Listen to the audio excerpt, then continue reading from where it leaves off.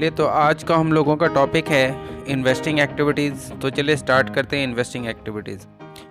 जब कभी भी आप इन्वेस्टिंग एक्टिविटीज़ बनाएंगे तो आपको केवल नॉन करंट एसेट्स को देखना होता है, और नॉन करंट एसेट्स में अगर इंक्रीज़ आएगी तो इसका मतलब परचेजेस है, डिक्रीज़ का मतलब सेल, और इनके इनकम फ्रॉम दीज एसेट्स मतलब इन एसेट्स से जो इनकम आएगी उन्हीं को हमें लेना है।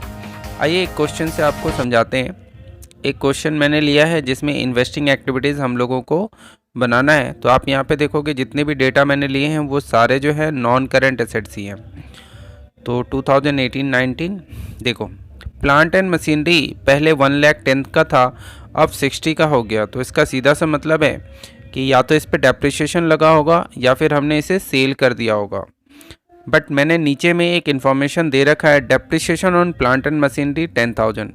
इसका ये मतलब है कि 1,10,000 में अगर आप 10,000 माइनस भी कर दें तो 1,00,000 का ही होता है, बट क्लोजिंग बैलेंस 60,000 का है। तो सीधी सी बात है 40,000 की मशीनरी हमने सोल्ड कर दी। लैंड एंड बिल्डिंग 1,40 से 2 की हो गई, मतलब 60,000 का परचेज किया है। इन्वेस्टमेंट पहले था नहीं, 1,00,000 का हो गया, मतलब परचेज किया है। और फर्नीचर के साथ भी ऐसा ही है। और ये रेंट है, डिविडेंड है और इंटरेस्ट रिसिव्ड। तो जो रिसिव्ड होता है उसको हम लोग इन्वेस्टिंग एक्टिविटीज़ में लिखते हैं। जब आप क्वेश्चन करोगे, ये तो बहुत ही सिंपल सा क्वेश्चन है। तो एक इस तरह का आपको टेबल ड्रॉ करना है और ऊपर में लिखना है calculation of cash flow from investing activities. तो इन्वेस्टिंग एक्टिविटीज़ बहुत ही सिंपल है। इसमें हम लोगों को ध्यान रहे केवल नॉन करंट एसेट्स को हमें देखना होता है। नॉन करंट का मतलब फिक्स एसेट्स को हमें देखना होता है। और अगर फिक्स एसेट्स बढ़ेगा तो हमने परचेज किया है, फिक्स एसेट्स अगर घटेगा तो हमने सेल किया है। तो घटेगा तो एक डेप्रिसिएशन का भी कॉन्सेप्ट है, उसको भी अभी हम लोग डिस्कस करते हैं। तो चलो ऊपर मैंने लिख दिया calculation of cash flow from investing activities. अब इस क्वेश्चन को हम लोग सॉल्व करते हैं। तो आप कहीं पे नोट कर लेना पहले क्वेश्चन को, फिर देखते हैं सॉल्व करते हैं। तो पहले ही डिस्कस कर लिया था कि प्लांट एंड मशीनरी में 10,000 आप माइनस करो, में फिर भी आना चाहिए 1,00,000, तो 60 आ रहा है। तो हमने बेच दिया है प्लांट एंड मशीनरी। तो यहाँ पर लिखेंगे sales of plant and machinery. तो प्लांट एंड मशीनरी लिखने के बाद आप चाहें तो इसका डिटेल नीचे भी डाल सकते हैं। जैसे पहले 1,10,000 का था, उसमें से 10,000 की डेप्रिसिएशन माइनस करते हैं, तो अब हो जाना चाहिए 1,00,000 का, लेकिन अभी भी ये 60,000 का है। इसका मतलब हमने कुछ प्लांट एंड मशीनरी बेच दिया है। तो कितना बेच दिया? तो 40,000 प्लांट एंड मशीनरी बेच दिया। फिर उसके बाद अगला जो टॉपिक है that is a land and building. Land and building 1,40,000 की थी पहले, अब 2,00,000 की है। तो ये बढ़ा कैसे? तो हमने इसे परचेजेस किया होगा। तो purchases of land and building, तो purchases of land and building जो है वो भी यहाँ पर 60,000 आ जाएगा। एंड देन उसके बाद नेक्स्ट आइटम था हम लोगों का इन्वेस्टमेंट, जो कि पहले था ही नहीं, नील, अब 1,00,000 का है। तो ये अपने आप तो बढ़ेगा नहीं, हम खरीदेंगे तभी बढ़ेगा। तो परचेजेस ऑफ इन्वेस्टमेंट भी हम लोग यहाँ पर लिखेंगे। सो परचेजेस ऑफ इन्वेस्टमेंट 1,00,000। देखो पहले कुछ नहीं था, अब है, तो यहाँ पे परचेजेस ऑफ इन्वेस्टमेंट भी आएगा 1,00,000।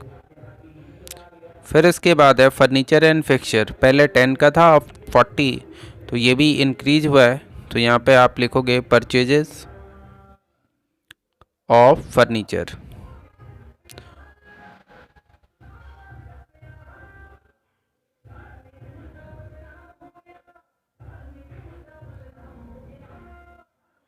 सो ये हो गया टोटल 30,000 का। अब जितनी भी इन सब चीज़ों से इनकम आई है उनको हम लोग यहाँ पे लिखते हैं। ध्यान रहे एक्सपेंस नहीं लिखते हैं, केवल इनकम लिखते हैं। लाइक रेंट रिसिव्ड, जैसे डिविडेंड रिसिव्ड है इस क्वेश्चन में, फिर इंटरेस्ट रिसिव्ड है, तो उनको भी हम लोग यहाँ पर लिखेंगे इंटरेस्ट रिसिव्ड। तो इन सभी चीज़ों को आपने क्या करना है, यहाँ पर लिख देना है।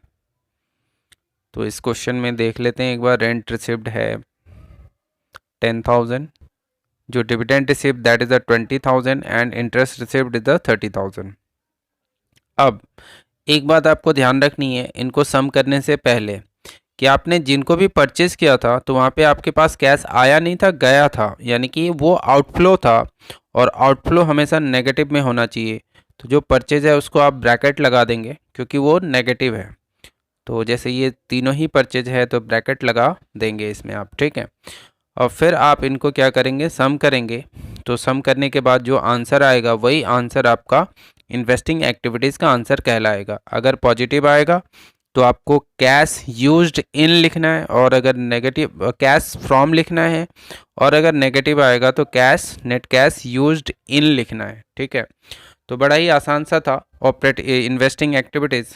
तो ये 90,000 आ रहा है आंसर नेगेटिव का। तो हम लोग यहाँ पर लिखेंगे net cash used in investing activities. अगर आपने ऑपरेटिंग एक्टिविटीज़ का वीडियो अभी तक नहीं देखा है तो आप इससे पहले जो वीडियो मैंने अपलोड किया था वो ऑपरेटिंग एक्टिविटीज़ पे था।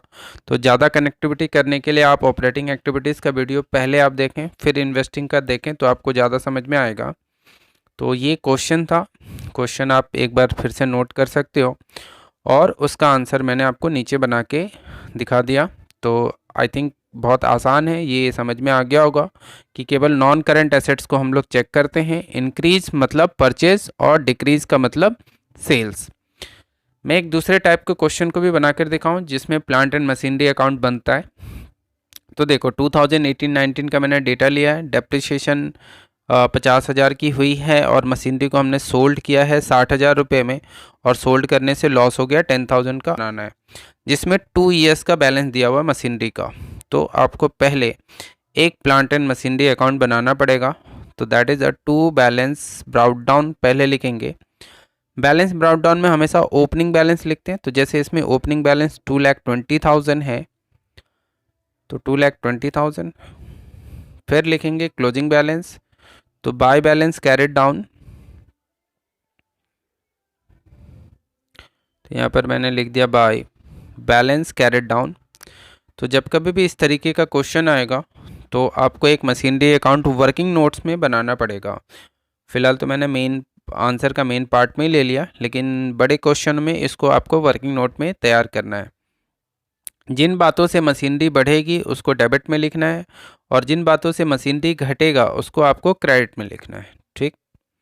तो मशीनरी अगर बढ़ेगी तो डेबिट में लिखना है, कम होगा जैसे डेप्रिसिएशन से मशीनरी कम होती है तो आपने क्रेडिट में लिखा। तो बाय डेप्रिसिएशन 50,000। अगर आप मशीन को बेचेंगे तो इससे भी मशीनरीज कम होगी तो उसको भी आपको क्रेडिट में लिखना है, लेकिन आप लिखेंगे बाय सोल्ड नहीं लिखेंगे। बहुत बारी मैंने देखा है बच्चे बाय मशीनरी सोल्ड लिख देते हैं। बाय बैंक आपको लिखना है, बाय बैंक अकाउंट, क्योंकि इसकी जर्नल एंट्रीज ही बनेगी bank account debit to machineries account. तो और ब्रैकेट में आप लिख देंगे मशीनरी सोल्ड। तो हमने मशीनरी बेची है 60,000 की और इससे हमें लॉस हुआ है 10,000 का। उसको भी लॉस को आप डेबिट में नहीं लिख के क्रेडिट में लिखते हैं, और प्रॉफिट को आप डेबिट में लिखते हैं। तो आप इसको लिखेंगे स्टेटमेंट ऑफ पीएल और नीचे ब्रैकेट में लॉस ऑन सेल। अगर प्रॉफिट होता तो सेम चीज़ आप डेबिट में लिखते, बस ब्रैकेट में लिखना था प्रॉफिट ऑन सेल। तो लॉस 10,000 का, तो 10,000 लिख दिया आपने यहाँ पर। एंड इन सब को अगर आप सम करें, टोटल करें, तो टोटल जो है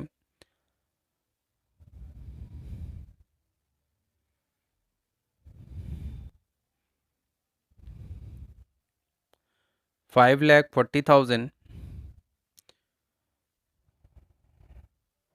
एंड इसको फिर बैलेंस करते हैं तो देखें इधर 2,20,000 है, तो टू बैंक अकाउंट ये हमने परचेज करा और ये हमारा बैलेंसिंग फिगर आएगा। बैलेंसिंग फिगर इसमें आप लिख दो यहाँ पे परचेजेस, सो ये आ जाएगा 3,20,000। इन सबको आपने टोटल करा तो इससे आया, तो यहाँ पे इसको इससे माइनस कर लेंगे तो 3,20,000। So it comes 5,40,000 total. अब इसके नीचे आपको फिर से वही cash flow from investing activities फिर से बनाना पड़ेगा। तो आप फिर से ऊपर में लिखोगे calculation of cash flow from. So investing activities सबसे आसान है। इसमें केवल नॉन करेंट एसेट्स को चेक करना है कि वो हम बेच रहे हैं या फिर खरीद रहे हैं। अगर हम बेचेंगे तो इनफ्लो होगा, खरीदेंगे तो आउटफ्लो होगा। और नॉन करेंट एसेट्स से जो भी इनकम आती है, ध्यान रहे इनकम, वो सारी इनकम इन्वेस्टिंग एक्टिविटीज़ में आएगी, जैसे rent receipt, dividend receipt. But dividend paid नहीं लिखना, वो फिर फाइनेंसिंग का आइटम है और ऑपरेटिंग में ऐड भी होता है उसे। तो सेल ऑफ मशीनरी, हमने 60,000 की मशीनरी सेल की थी। एंड परचेजेस ऑफ मशीनरी, जिसको हमने बैलेंसिंग फिगर में निकाला था। सो परचेजेस ऑफ मशीनरी यहाँ पे इसमें दो ही आइटम आएगा।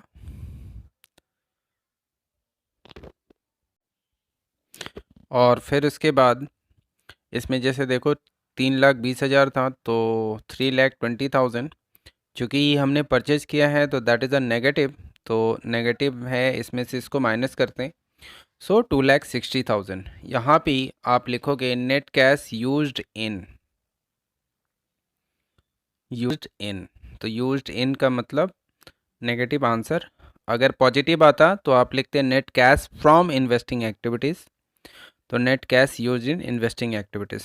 तो अब एकमात्र टाइप का क्वेश्चन बचा हुआ है, एक लास्ट टाइप का क्वेश्चन जो आपके पेपरों में आता है, वो कुछ इस तरीके से होगा जिसमें एक्यूमुलेटेड डेप्रिसिएशन का अकाउंट बनता है।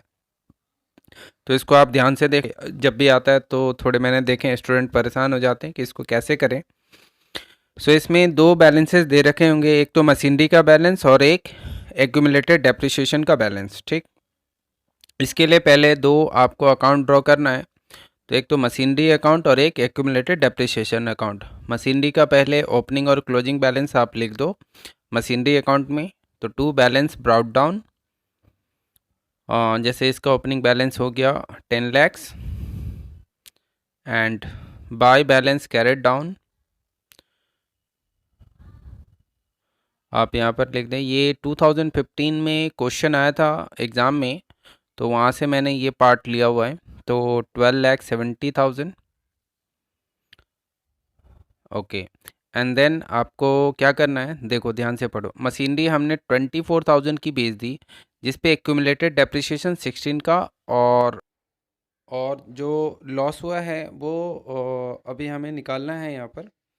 तो आप देखो 24,000 की थी, तो पहले तो मैं यहाँ पे लिख देता हूँ कि हमने सोल्ड कितने पे करा, तो 6,000 की। एंड देन अभी तक उस पर टोटल डेप्रिसिएशन कितना लगा था, तो उसको हम लोग कहते हैं एक्यूमुलेटेड डेप्रिसिएशन। एक्यूमुलेटेड डेप्रिसिएशन का मतलब होता है खरीदने से लेकर बेचने तक का जो भी डेप्रिसिएशन है, उसको हम लोग कहते हैं एक्यूमुलेटेड डेप्रिसिएशन। ठीक, तो जिस डेट को खरीदी गई थी मशीनरी, उस डेट से लेकर सेलिंग तक की डेट की जो डेप्रिसिएशन है वो 16,000 है। तो आप यहाँ पे देख रहे हो कि 16 और 6 कितना होता है 22, और मशीनरी 24 की थी, तो इसका सीधा सा मतलब है 2,000 का लॉस हुआ। तो आप उसे लिखोगे by statement of PL and loss. आप ऐसे भी कह सकते हो कि 24 में से आप पहले 16 माइनस कर लो तो बचा 8 की मशीनरी को 6,000 में बेच दिया तो 2,000 का लॉस हुआ। सो यहाँ पे मैं पहले 2,000 लिख देता हूँ। तो अब आप देखो 24 की मशीनरीज थी और टोटल जोड़कर भी 24 आ रहा है। तो अब आप टोटल करने के बाद डेबिट साइड का जो बैलेंस है वो बैलेंस ज़्यादा आ रहा है, तो नहीं कम आ रहा है। तो यहाँ पे क्रेडिट के बैलेंस को पहले हम लोग टोटल कर लेते हैं, उसमें से डेबिट के बैलेंस को आप माइनस करो। इसका ये मतलब है कि 2,94,000 की मशीनरीज आपने क्या की है, परचेजेस की है। तो यहाँ पर लिखेंगे to bank account and purchases and उसके नीचे में बैलेंसिंग फिगर। सो अब ये मशीनरी अकाउंट बनकर तैयार। इसके बाद एक और अकाउंट बनाओगे एक्यूमुलेटेड डेप्रिसिएशन अकाउंट, जिसमें आप लिखोगे बाय बैलेंस ब्राउट डाउन, यानी एक्यूमुलेटेड डेप्रिसिएशन का बैलेंस। ये क्रेडिट से स्टार्ट होता है and then to balance carried down. यहाँ पर आपने लिखना है कितना, तो देखो आप बैलेंस 1.5 लाख है ओपनिंग और क्लोजिंग 2 लाख। तो पहले 1.5 लाख लिख लेते हैं ओपनिंग वाला, 1,50,000 एंड देन क्लोजिंग 2 lakhs।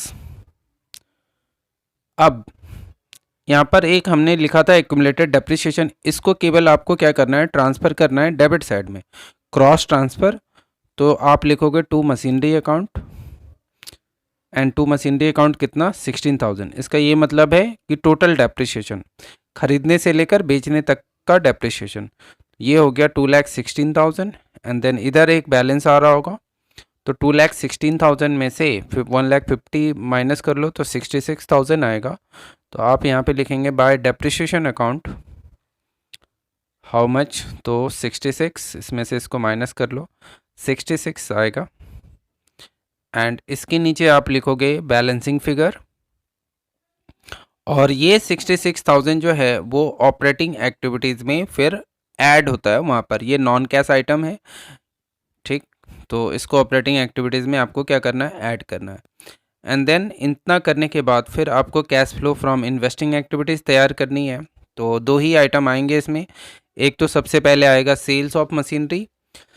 तो सेल ऑफ मशीनरीज जो है वो पहले लिख लूँ 6,000 का था। And then purchases of machinery, जो कि बैलेंसिंग फिगर निकला था मशीनरीज अकाउंट से, तो परचेजेज ऑफ मशीनरीज